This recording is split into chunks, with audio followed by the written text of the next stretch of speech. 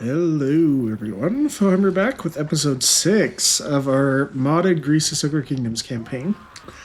Just a quick note, I added one more mod to the mod collection that you can find in the link below. It is similar to the weather overhaul mod for the campaign. It is by the same author, but it applies to battles now. It had not released at the time that we started this campaign, but I thought it'd be nice just to kind of complete the set. So we will see that in play. We'll pick up right where we left off, and we'll see that mod in action as we take this battle with Greasus against Kugath Plaguefather. Now this is going to be a pretty tough battle. We have some pretty good units, and our guys have a lot of experience. But Nurgle's pretty hard to kill. Pretty hard to kill. Lots of plague bearers and nurglings. Some plague toads, species of nurgle. Okay, not too much crazy stuff. These guys can be annoying and their missiles do a lot of damage, so we have to watch out for that. The biggest issue is going to be Kugath himself, because we do not have any anti-large in the army right now, besides our hunter. Yeah, so we really have the hunter that's anti-large and our pigback rider, so they'll probably get annihilated by him. Let's take a look at Kugath first before we go into the battle to kind of see if he has the skills that gives regen to Nurglings. I don't know if we can see that one in his skills, but as far as spells, okay, he has Rancid Visitations. He does not have the Big Boil. That's good. Okay, yeah, so Nurgles do have regeneration on him. That's going to be annoying. But kind of knew that when we went against him. Unfortunately, we don't get the bounty to kill him because the Lizardman faction that gave us the bounty got wiped out. So no big payday for it, but we're already too far in, so let's jump right in. Actually, let's look at this battle beforehand. Nothing too crazy? Yeah, let's jump right in.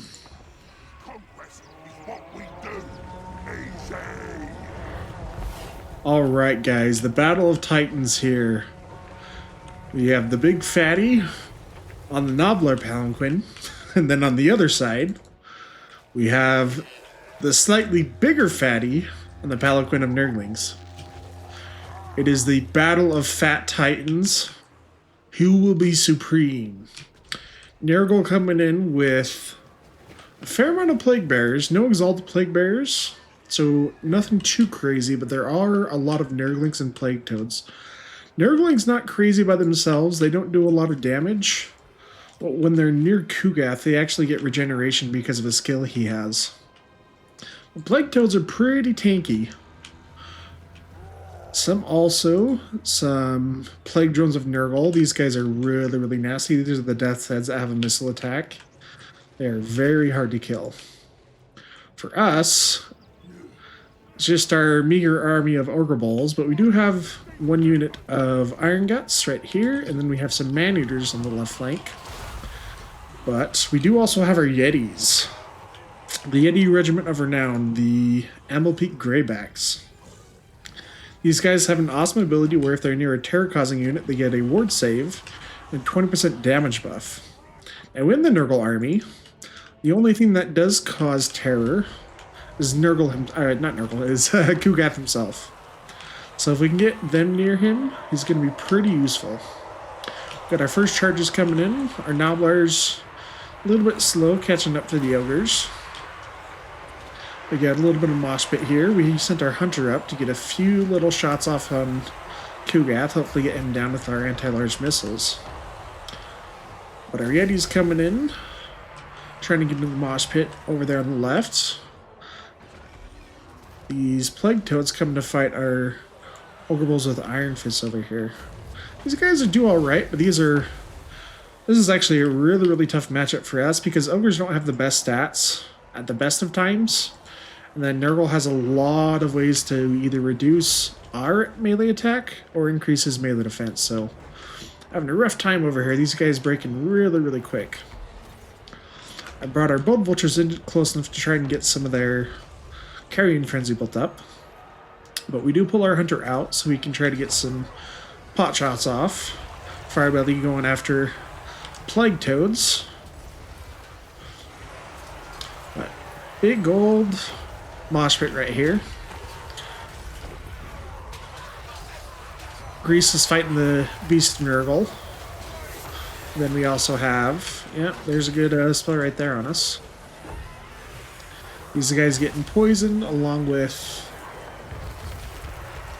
normal spell, but then we bring down the piercing bolts on top of these plague bearers. Really good spell. Does 100% armor piercing. Plague bearers don't have a ton of armor, but they have a lot of health, and it's a really concentrated spell, so it's really good if you can blob them up a lot. Some of our Noblar trappers coming in. And our Iron Fists actually come back from their route. Gonna come join the fight again. But our Bruiser over here, he's been holding the line over here fighting these Plague Toads by himself. Did get shot a little bit by these Plague Drones though, which does hurt quite a bit. And our Iron Guts, 9 models, very low HP, but they're still doing okay. Kugath has not decided to get into the melee himself yet. But we have our Butchers dropping a big Bone Crusher right there. Something that was really nice, that for this battle, our level 9 Butcher.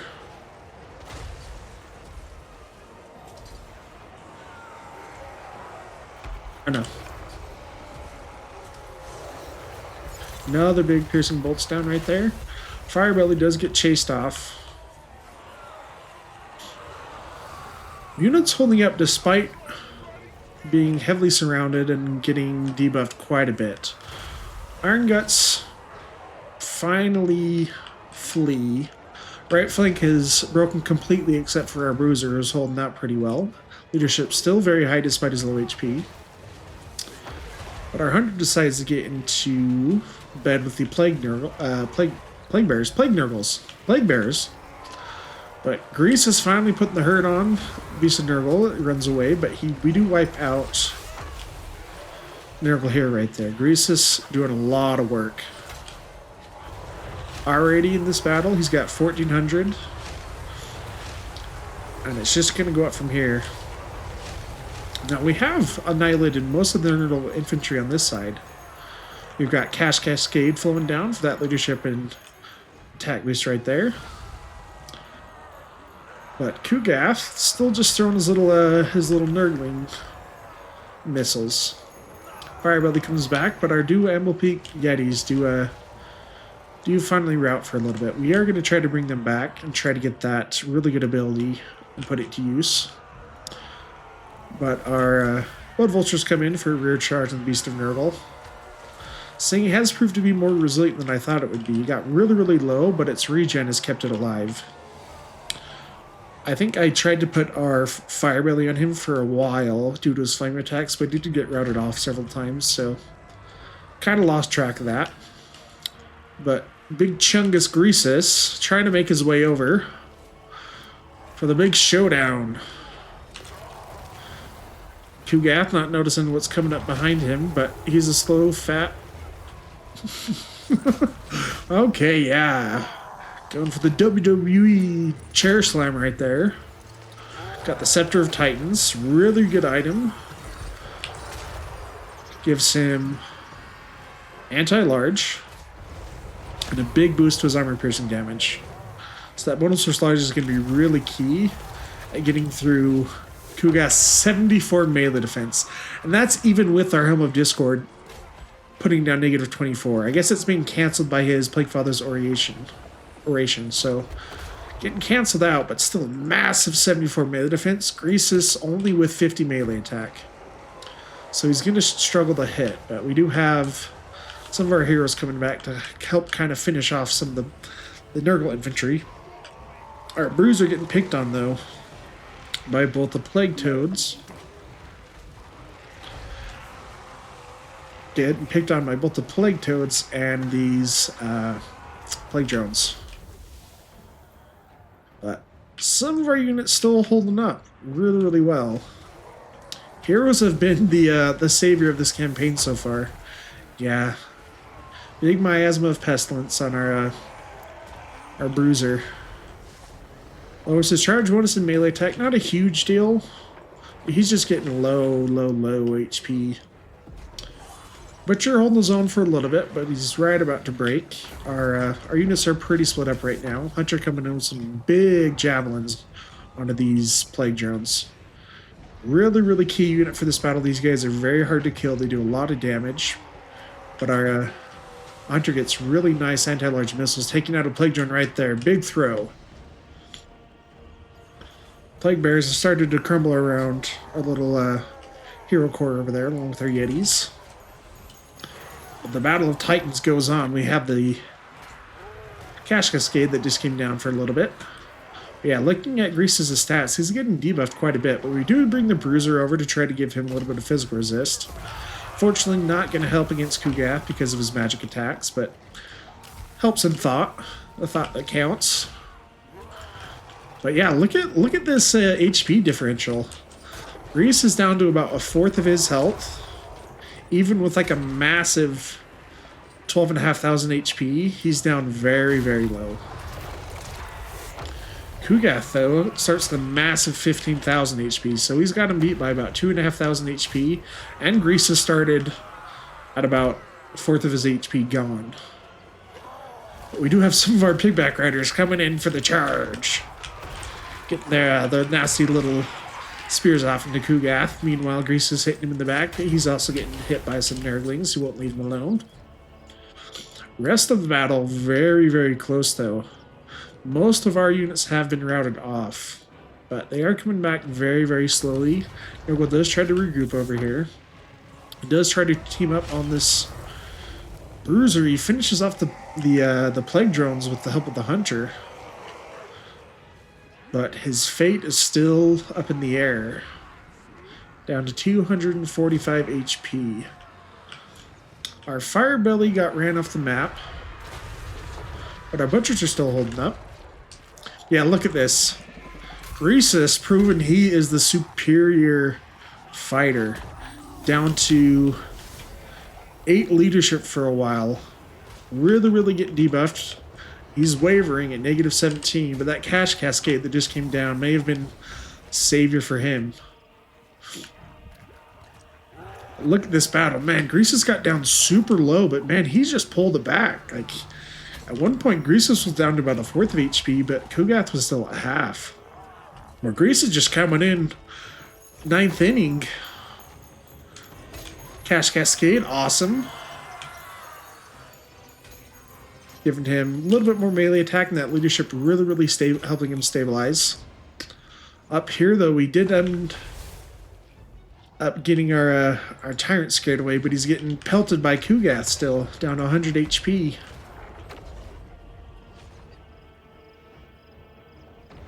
And we actually lose him. Kugath with the freaking snipe across the map. Bruiser down for the count. It's up to Greasus now. The rest of the army can't take much more. Look at this Battle of Titans. Kugath finally starting to disintegrate. Man, look at that.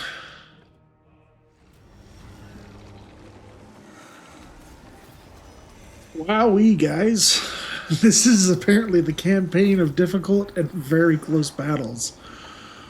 Kugath proving to be freaking linchpin for his army, just took forever to kill, but man, Greasus held his own though. That's what I'm surprised about. Greasus proved he is the fattest. But unfortunately, we lost our Bruiser, who was level 12, I think. We almost lost our Hunter. He survived at like 100 HP. Same with our Firebelly. Really close battle. I'm really surprised that's the only unit we lost. Unfortunate because it was a hero, but that happens sometimes. We can get some new ones because we have empty slots for Bruisers, but wow. We got a fair amount of meat from that. And I am trying to hold on to this stuff, so we're just going to occupy this. Yeah, Bragg the Gutsman was just barely shy of being able to join us. His anti-large would have been awesome for that battle, but It's a big names unlocked. So for defeating Kugath, we get a reduced chance of plague spreading for this army and growth in the local province. Okay, not anything fantastic for us, but not bad. Our poor old bruiser decides to give up the ghost. Let's look and see actually what which bruisers we can recruit right now. I was waiting for some with a little bit better traits, but I'm going to take Farter because it's funny and because it's not terrible. We'll have him come join on one of our 2 armies down here. With Kugath gone, though, we should have an easier time taking out the rest of these settlements. If we can get to Dreadrock before Kugath comes back, that would be awesome because it's upgrading right now, too, and the garrison's not too bad. So we could heal this turn, go to sea, and attack Dreadrock probably the turn after that. Looking at his levels, let's level Chris's up real fast, though. Let's do Renowned and Feared, because that's what we've been working towards, also for the campaign movement range, but mostly for the upkeep. And I'm actually going to spend my final point in Casualty Replenishment, because we need it. We are fighting lots of very, very close battles, so we need all the healing we can get. With our Fire Belly, I'm going to get Flame Incarnate on this one. We have it on our other Fire Belly in the other army. This gives damage reflection.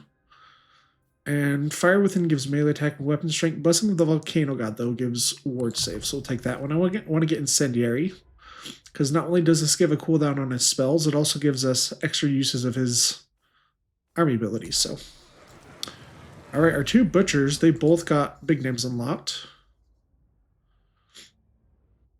So this one got hit points and armor.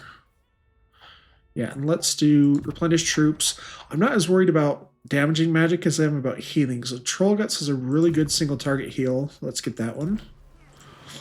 Our Hunter, he survived with 138 HP, clenching it for us. His anti-large missiles are really key taking out the plague drones and also doing some good DPS on Kugath himself. Alright, I'm going to spend 1 point and increase mobility. I'm not too worried about getting these ones right away. I want to save and get some of his points up here. So we'll wait on those. For our other Butcher, though, let's do Winds of Magic Power Reserve for this army. Let's do Cleanse Corruption, because we are fighting in Chaos Corruption right now, so it would be nice to get it to a point so we're not taking attrition. But what were his big names that we knocked also? Win a battle with the Pyrrhic Victory, gets a 5% ward save, and he becomes immortal. That's nice. And then he also gets Guardian. It's not bad. We probably do want to recruit some stuff, though. I don't know if I want to wait, because we could get some better units now that we have access to them, but the only really good ones that we want take 4 turns globally. So I don't think that's worth it. What we will do, though, is we're just going to... these vultures only survived with 3 guys. They're a good unit, but we haven't had really good enemies that they're good against. Because fighting stuff like the undead and demonic units that never rout kind of makes them less useful. So we'll get rid of these guys for now. And we'll merge these 2 regular Nodlers. Oh, and we need to leave a spot for... We'll open up a spot for Bragg once we get him in the army. But for now, we'll just get some more Nodlers because we need some meat shields for all of our ogres. All these guys clinched it. They got down to like 2 or 3 models, but man, they pulled out due to their high experience. With our secondary arm over here, though, we took back the Haunted Forest from Gorse Rebellion.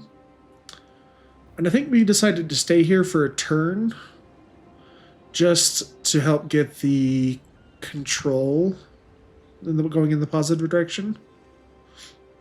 And then we'll move him out. Plus, this gives him a little bit extra time to heal.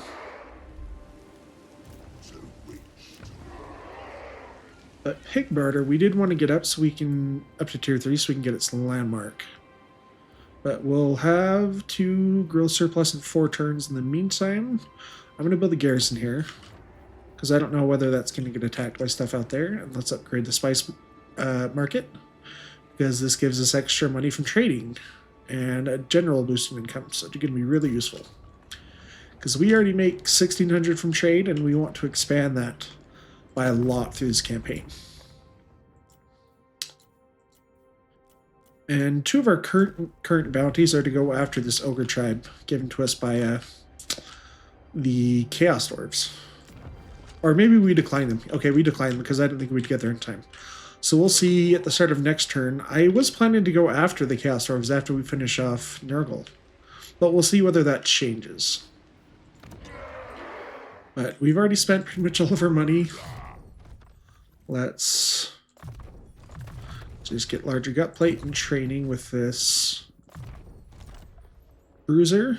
We'll recruit some other ones once we find some good traits, but I already have one in this army. Oh, I guess we have 2 in this army, actually. Level him up real fast. I think, oh, we were going to save points to unlock some of his really good skills at level 12. Well, this army's not bad. They had clinched a pretty good battle against the undead just based on the heroes. Kind of similar to what we did against Kugath right here, but should be good for this turn. We are fighting a desperate campaign, though. It has been a nail-biting campaign almost every single battle.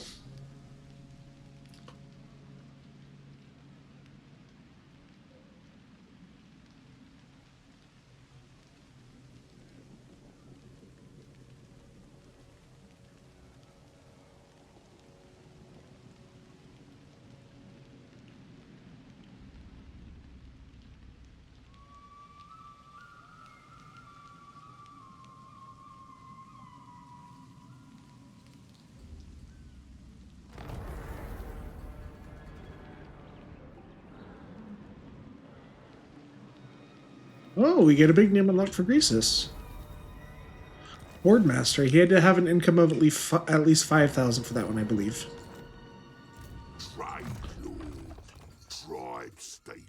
So now he gives 8 leadership to units around him as long as he's not broken. So that's going to make him even better. I'm surprised he didn't rout at all fighting against Kugath during that last battle. So this is going to be great. He's going to be even harder to kill. And man, that Pelican mount came at the right time, because that extra, 4,000 HP really paid off in that battle. So we don't want to have to go the long way around to get to Dreadrock, so we're just going to go straight to sea. And hopefully we can attack it this turn before any Lord gets there. Sweet. Let's just try to get Bragg in the army over here. He's just going to be just shy of being able to land, though. That's unfortunate, but just barely missing out, dude. Oh, I guess you can make it. Let's see if we disband one of these units. We'll just merge these pigback riders. We'll see if you can actually make it to the army. No, just shy. Too bad. Okay, well, let's fight this one. It is a siege battle. Garrison's not too bad, but there are 2 Exalted Plague Bearers. These guys are really, really nasty, really hard to take down. Plague Toads we can deal with, though. Alright, our first true siege battle of the campaign.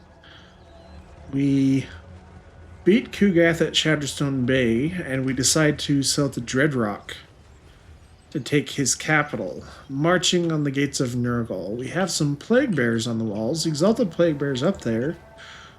We decided to actually pull back, which would have been much better if they'd stayed and got off some of their grenades. We set all our fatty heroes, our 2 stubby-legged butchers, go and start cracking down the gate along with the fire belly. Something that's really nice for the ogres, though, is that they have a bound ability in a siege battle that lets them shatter walls, which we'll see in just a second. Trying to get all our infantry into place first. Noblars and all our ogres. We did Vanguard deploy our Nala traps over here, but it seems like they decided to deploy some Plague Bears, so we decided to bring them all the way back with the payback riders. And I remembered about a quarter way through the battle is that Ogre characters have wall breakers, so they can actually start breaking down the walls. While Greasus is going at the gates, we send the butchers over to start breaking down the walls, and there's the bound ability for the ogres during our siege battle, lets them open up this little wall breach, and we bring some units around, some Noblars, our Yetis, and some Ogres to come and break through that little spot, so we can try to get around. And just shortly, gate's gonna fall in about one more hit. It's the Kool-Aid Man. Oh yeah, oh yeah. Firebelly coming in with his tiki torch, and Grease is coming in with his chunk of meat, and the Scepter of Titans getting hit by the Exalted Plague Bears, though. They do get off some of their missiles. But we're getting a big charge as our Ogres come in. Over here, through the breach, we are bringing our Noblars. And the Yetis, with their magic attacks, going to prove to be very useful at getting through the physical resist of the Exalted Plague Bears. Very, very tough unit to kill. The Nurgle and the Ogres really, really like mosh pits. That's something that works very well for them. So if you get the effect you're seeing right now is the damage reflection on our Ogre Firebelly. Really, really cool ability. Cast back some of the melee damage on our enemies as they attack him.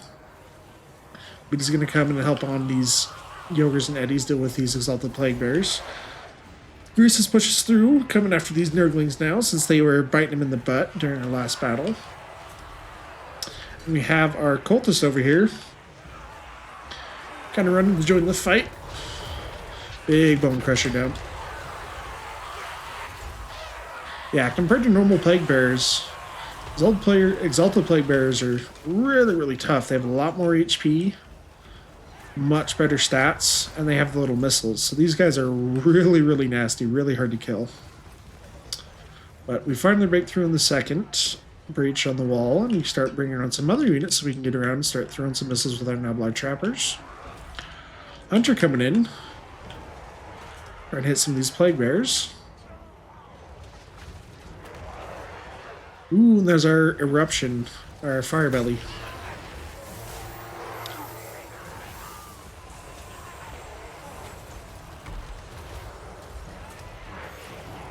But finally, being our pigback riders in, they're going to set up and then come in for a rear charge just after those piercing bolts hits the Plague Bears and Exalted Plague Bears. Grease is actually a little bit out of his element right here, fighting the Nurglings by himself. Doesn't have great stats on the Noblar Palanquin, so they actually do a fair amount of damage. But something that was really awesome, so for our Butcher, he got up to rank 11 after that huge battle with Nurgle. So he has access to Troll Guts now, which is a nice heal. Here we have a Demonic Portal summon. Greater Exalt, or not an Exalt, just a regular Greater Unclean one. Just a regular Greater Demon, of course. Not just an insane normal Exalted Greater Demon, but just a Greater Demon, plain old Greater Demon. These guys are insanely powerful in the lore. They are nasty, nasty, nasty. So he's going to try to do a one-on-one with our Firebelly. But with that summon, we decide to move a lot of our units over to come and help, along with our Ogre, going to be proved to be really key at taking down this Greater Unclean one. Large target, should be able to hit him through a lot of this stuff. Anti-large missiles, although we may just barely block his view with our Ogres, though. But very, very nasty unit, farting on all our Noblars right there. Yetis did not like that. But we've pretty much broken through all the units over here. Just a few Nurglings left. Yeah, these other Exalted Plague Bears, very, very durable, holding out. Only about 5th HP, but man, they're still going. Still at 35 leadership, not close to breaking anytime soon. We have Flame Incarnate once again going down for the melee damage reflection on our Firebelly. Along with our Noblar Trappers, peppering them with some of their javelins. Well, I guess they're not javelins, they're like little throwing knives, actually. But that Greater Unclean one was a summon, so it didn't last forever. Plus, with our focus fire, it did go down pretty quick. The entire army is broken, as shown by the Cultists, but these Demonic Plague Bears did survive for a little bit. We decided to go through the battle for just a little bit longer to get one more big heal off. control guts. With that, we will get going. Okay. Pyrrhic defeating my butt. We only lost 159 guys, and most of those were Noblars. And we used the time to get some really nice fat heals off in some of our characters on our Firebelly, our Hunter, and Greases himself. That's why we picked up Troll Guts. We're just going to occupy this. Ooh, another big name, Gatecrasher. Oh, that one is just a siege battle. Yes, when a siege battle. So he automatically causes wall breaches when besieging. Cool. And gets 5 extra weapon strength. So the only one we lack right now is to win a battle against an army with a dragon. Which we have Emmerich. You just can't see it but my eyes are widening really mischievously. Because we might try to go after Emmerich just for that.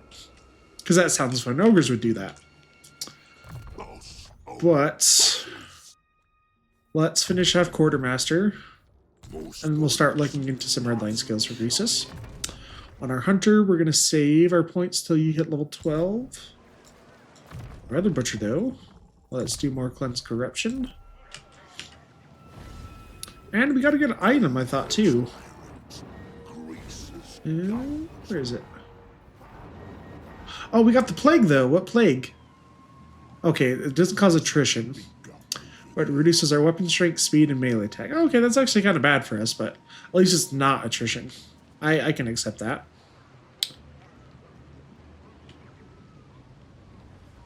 Did we lose a unit? I think so. I'm trying to think of what we made. Oh, we needed space for Brackley Esmond to join afterwards. He'll join next turn. But our army up here, we left for a turn to try to get control going in the right direction. But we could have him sell out to sea to help come fight down here, but I think he'll take forever to get there, and Greases can probably take care of it before he could actually come and help. So let's look at our bounties. So the Knights of Calidor want us to take the Desolation of Nagash. I'm going to guess that's controlled by Clan Moors. We have Gelt wanting us to venture into the new province down in the borders of Koresh and Cathay. I haven't seen that province yet since it got introduced with patch 6.0. And then we have the Sons of the Mountain wanting us to go after the Chaos Swords, which we actually plan to do. So we'll keep that one. And I just barely noticed this. We can get an Armor of Destiny, which is a freaking amazing item. So we want to do that one. Flayed Rock is the capital, so it's going to be a little bit harder to take. Plus, Drazoth is there as well. Last time I checked, though, this army was just full of orc laborers. So nothing crazy. But we got to prepare for the worst. So what we're going to do, we're going to bring this Ogre Tyrant up. I don't know. Where's the edge of the reaches of our camp? Okay, if we come up here, we can recruit some better units.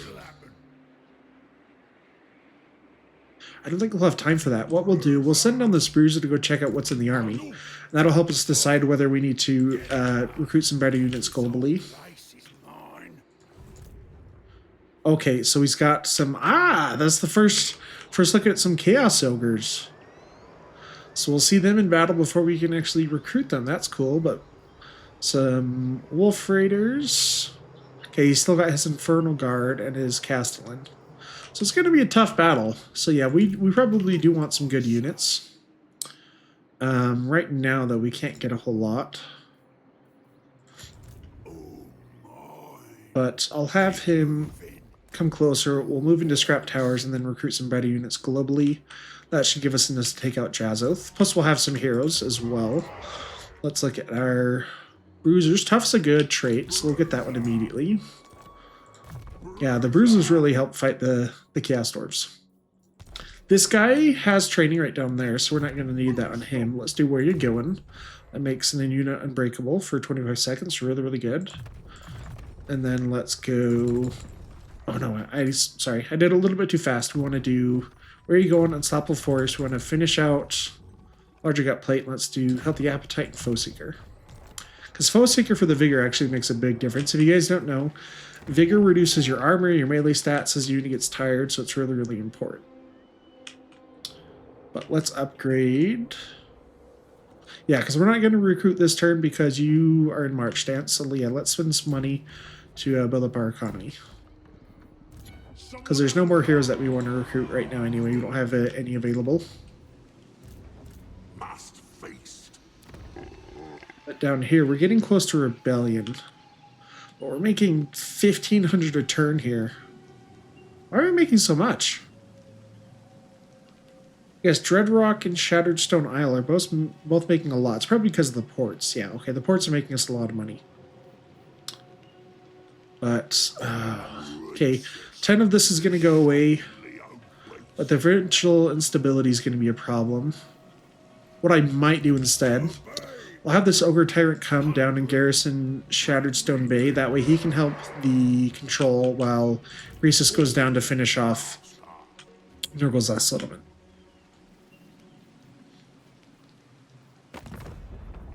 So let's just see if there's any other trade partners we could do. We could do good with this guy right now, but I plan to actually conquer him. Let's actually just open up normal diplomacy with him, see how much he likes us. He doesn't like us a whole lot, but we're pretty close to actually getting a confederation.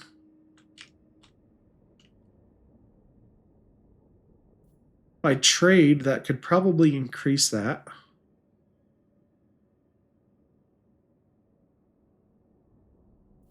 We'll wait. I don't want to lock us into a trade agreement that will prevent us from going to war with him. Because it would take 10 turns after we break it to be able to actually declare war. The Southern Butcher, the Great Maw, we want to get rid of this corruption when we fight the Chaos Dwarves and then Nurgle down south. Southern Bruiser, we're going to wait and get some of his level 12 skills. So, pretty good turn. Oh, I should have saved some of my money to send meat to our camps. Yeah, because right now they're just waiting to upgrade. Let's do that, actually. So, what did we actually spend to build that up? I believe it was all at the Maw Gate. So, I do want the spice trading to go up because that gives us more trade resources and income from trade tariffs. Oh no, so yeah, so let's see how much meat I need to transfer over first. Okay, I want to keep enough meat in Greasus's army so we get the we could do it all the way for Gluttonous. We'd have to keep at least 500. We have almost 1,500, so we can get rid of a lot and still have plenty. Let's get down to like 650. That leaves us 150 cushion, so we can keep the Meat Feast army ability, which is a heal. So, and this guy, how much meat do you use a turn? You use 15 meat a turn.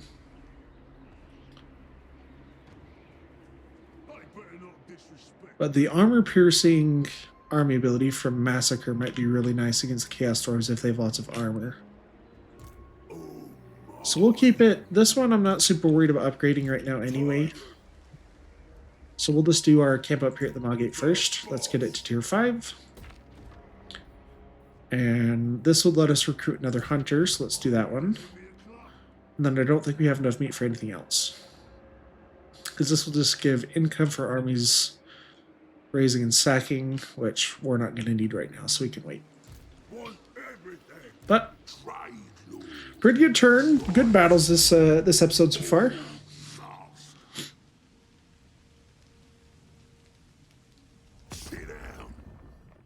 Don't declare war. Decides to end our trade agreement, though. That's interesting.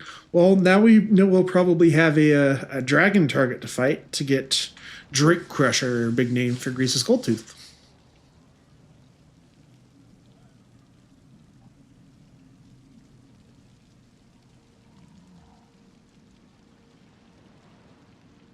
Yeah, and that's where Bragg the Gutsman's going to come in handy, because his anti-large is going to be really nice at taking out Emmerich. And Jazoth as well, because Jazoth gets a bowl mount. Oh, so we finished our mission? Oh no, we haven't finished it yet. But we need to have one turn where we have an income of at least 6,000. That gives us the Rag Banner. That's a pretty good banner. Plus Horde Leadership, 2 units around it, and a item that causes terror, which is not fantastic. Oh no, we just completed it. Okay, cool. Well, we're going to push Bragg into the army. We're still going to take attrition if we go by land. If we go by sea, we don't heal, but the army is still pretty healthy. It's healthy enough to win, which is all that really matters right now. I'm not afraid of them actually coming out to sea. Oh, well, I guess we barely get any extra movement from that. So, if they attack us, we might have a problem, but we'll figure that out later. This guy, you're going to come and get... Oh. That will get a rebellion. Oh, never mind. Oh, it does. Just barely. But we can actually see where it's going to spawn. Oh, it's going to spawn at the capital since we own the capital now. So yeah, that's unfortunate. We need to turn the income off for a turn so we don't get a rebellion. Once he's in the settlement, we can start recruiting globally. And he'll help get this under control at the same time. Technology, we finished our trade negotiator, so we make some more income from trade now. But now where do we want to go? We can go after this, which gives us capacity for fire bellies and recruit rank. We'll already get a lot of that from the Firemouth once we take that landmark. So I'm not going to worry about that one for now. Ooh, casualty replenishment and plague. Oh, plague immunity duration I don't really care about a whole lot though. But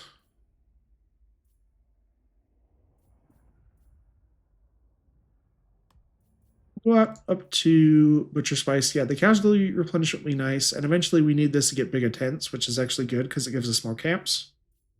If it helps Ogres, it helps me. But that seems... Oh, I forgot about this hero, huh? Ha!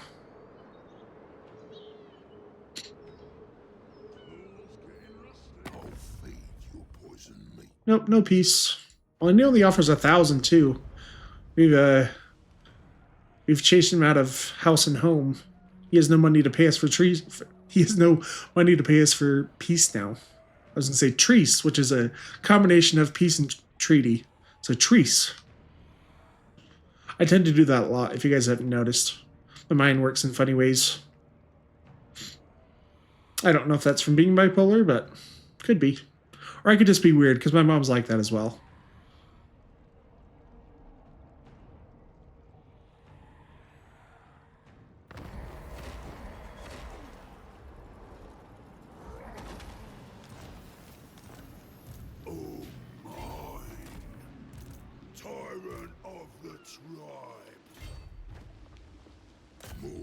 Oh, no, come down here.